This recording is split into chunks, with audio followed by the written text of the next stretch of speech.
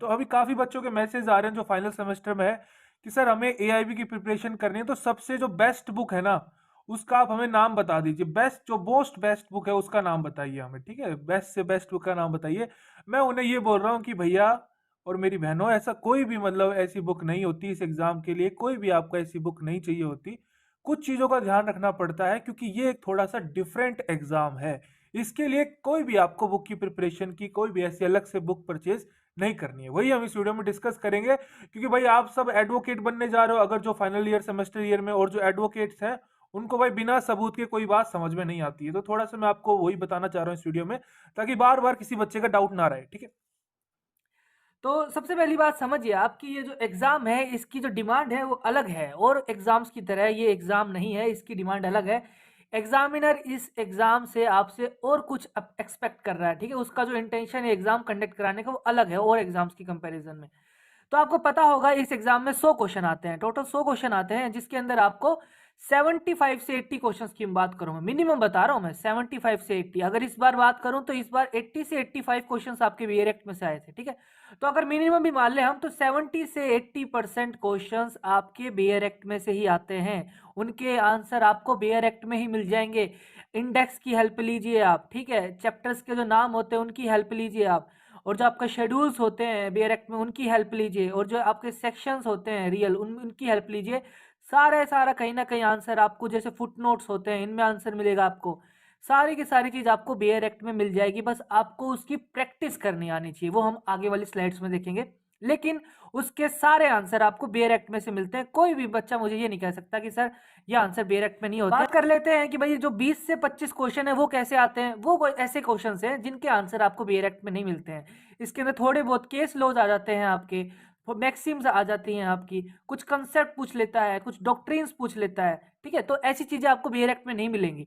तो इन चीजों के लिए आप अलग से जो आपकी नॉलेज है एलएलबी में जो आपने पढ़ा है साथ के साथ वही काम आती है, क्योंकि इतना वास्ट सिलेबस है इसका। 19 सब्जेक्ट्स तो इन्होंने दे ही रखे हैं सिलेबस में, और उनका भी अगर आप डाइवर्जेंस देखोगे सब्जेक्ट वाइज तो काफी सब्जेक्ट हो जाते हैं, 30 प्लस सब्जेक्ट्स हो जाते हैं। बीआरएक्स तो पता नहीं कितने हो जाते हैं, 50 प्लस बीआरएक्स हो जाते हैं। तो उन सबको भैया आप डिटेल में नहीं पढ़ सकते हो। तो एक बड़ी मतलब स्ट्रेटेजिक तरीके से अगर आप तैयारी करोगे, वेल प्रिपेयर होकर जाओगे, तो ज्यादा इसके अंदर आपको ना आपको टाइम चाहिए होता है, ना कोई ज़्यादा एफर्ट चाहिए होते हैं। आराम से एक सही डायरेक्शन में आप तैयारी करते हो तो अच्छे नंबरों के साथ आप पास भी हो जाओगे। बाकी क्वालिफाइंग मार्क्स होते हैं जनरल के लिए 45, जनरल ओबीसी के लिए और एससी एसटी के लिए 40 मार्क्स चाहिए होते हैं, ठीक है। तो वो आप ले सकते हो, तो कोई आपकी इसके अंदर बुक की नीड नहीं है। आपको एग्जामिनर जो है वो आपको साफ ओपनली बोल रहा है कि भैया आप बेयर एक्ट लेके जा सकते हो। जो बेयर एक्ट्स होते हैं वो अलाउ होते हैं, विदाउट नोट्स वाले, विदाउट कमेंट्री वाले आप बेयर एक्ट लेके जा सकते हो। एग्जामिनर आपको छूट दे रहा है। अगर इसको आपकी नॉलेज ही चेक करनी होती कि भैया मुझे आपकी नॉलेज ही चेक करनी है, तो वो बेयर एक्ट्स अलाउ ही नहीं करता, ठीक है। सिंपल वो ये मतलब ऐसे एग्जाम देता, 100 क्वेश्चन दे देता कि भैया आपको कुछ चीजें याद करनी पड़ेंगी, कुछ चीजें समझनी पड़ेंगी, एप्लीकेशन बेस्ड क्वेश्चन है, लेकिन आपको कोई भी आपको बेयरक्ट ले जाने की आजादी नहीं है, ठीक है। तो एग्जामिनर आपसे नॉलेज चेक नहीं करना चाह रहा है इस एग्जाम में। इस एग्जाम का जो पर्पज है एग्जामिनर का वो यही है, आपसे वो यही चेक करना चाह रहा है।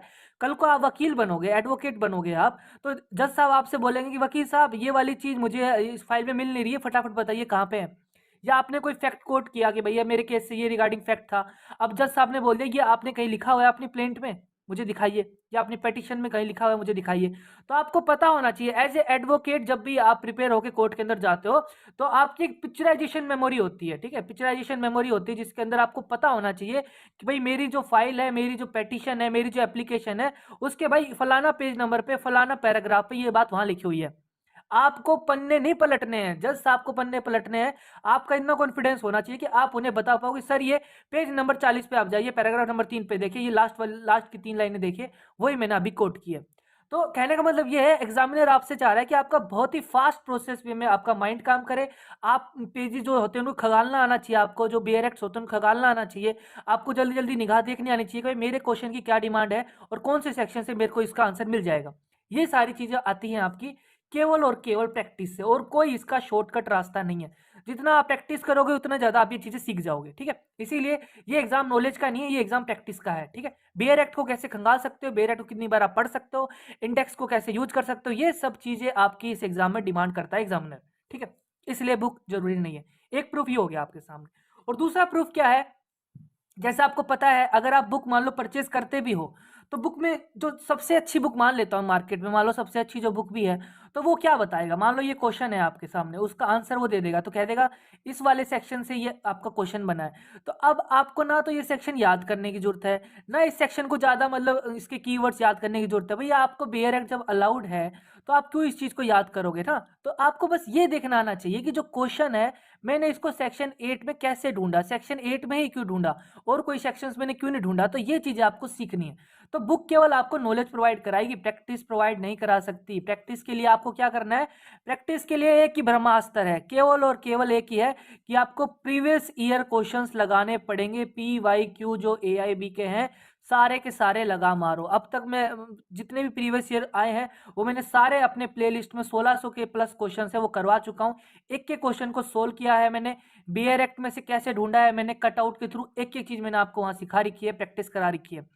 और सबसे बड़ी बात यह कि इस प्रीवियस ईयर के लिए भी आपको बुक नहीं खरीदनी है कि प्रीवियस ईयर की कोई बुक आ रही है वो भी आप मार्केट में ले लोगे, क्योंकि आपको पता होना चाहिए कि हर साल AIB के एग्जाम में 4 से 5 क्वेश्चंस गलत आते हैं। तो बुक में जब आप प्रीवियस ईयर लोगे तो क्या पता वो बुक वाले जो ऑथर होता है, जो एडिटर होता है, वो जो गलती है उसको ठीक करके दे देगा। लेकिन आपको ये भी सीखना है कि आपको हर बार 100 में से 4 से 5 क्वेश्चन गलत मिलेंगे, उनमें आपको अपना टाइम वेस्ट नहीं करना। और वो आप कैसे पता करोगे, जब आप ओरिजिनल पेपर्स करोगे आपको पता चलेगा हाँ ये वाला क्वेश्चन गलत है, सर ने बताया था ये क्वेश्चन गलत है, इसमें मुझे टाइम वेस्ट नहीं करना है। तो आपको ओरिजिनल पेपर्स की तैयारी करनी है। ओरिजिनल पेपर्स आपको कहाँ मिलेंगे, इंटरनेट पे आप डाल सकते हो कि AIB प्रीवियस ईयर्स, ठीक है, या AIB 18 paper, AIB 17 paper, AIB 16 paper, जो भी आपको चाहिए इंटरनेट पे फ्रीली अवेलेबल है। काफ़ी वेबसाइट प्रोवाइड करती हैं, फ्रीली आपको अवेलेबल है, वहाँ से मिल जाएंगे। बस आपको प्रैक्टिस कैसे करनी है वो आपको यूट्यूब से या जो भी आपके एजुकेटर हैं उनसे आप सीख सकते हो। तो वो आपको प्रैक्टिस करना है। तो यही आपको सीखना है कि हम फटाफट बेयर एक्ट में से कैसे आंसर निकाल पाए कम समय में। 3 घंटे का टाइम है आपके पास, 100 क्वेश्चन है आपके पास, और क्वेश्चंस का लेवल देखिए AIB हर साल जो लेवल है एग्जाम का वो बढ़ाता जा रहा है। यानी बेयर एक्ट में से भले ही आपको आंसर मिल रहा है लेकिन वो भी आपको बड़ी मुश्किल से देखने को मिल रहा है, क्योंकि बच्चे बेयर एक्ट को ज़्यादा डीपली स्टडी नहीं कर रहे हैं। इसीलिए कहने का मतलब यही है कि जितना आप बेयर एक्ट में टाइम यू स्पेंड करोगे, बेयर एक्ट पढ़ने में टाइम स्पेंड करोगे, उतने ही ज़्यादा चांसेस हैं आपके कि फर्स्ट अटेम्प्ट में ही आपका AIB एग्जाम क्लियर हो जाए। इस बार मैं आपको बता दूं जितने मेरे पास बच्चों का रिस्पॉन्स आ रहा है, लगभग इस बार 40 से 45% बच्चे फेल होने के हैं पक्का, क्योंकि हर साल आपको पता ही है हर साल लगभग 28 से लेके 32-33% बच्चे फेल होते हैं। इस बार ये आंकड़ा बढ़ेगा क्योंकि इस बार पेपर का लेवल थोड़ा सा अच्छा था, क्वेश्चन थोड़े से डीपली पूछ लेते एग्जामिनर ने। तो आपको इसको थोड़ा सा इतना हल्के में भी नहीं लेना है, बस प्रीवियस ईयर को प्रैक्टिस करो, कोई बुक की कोई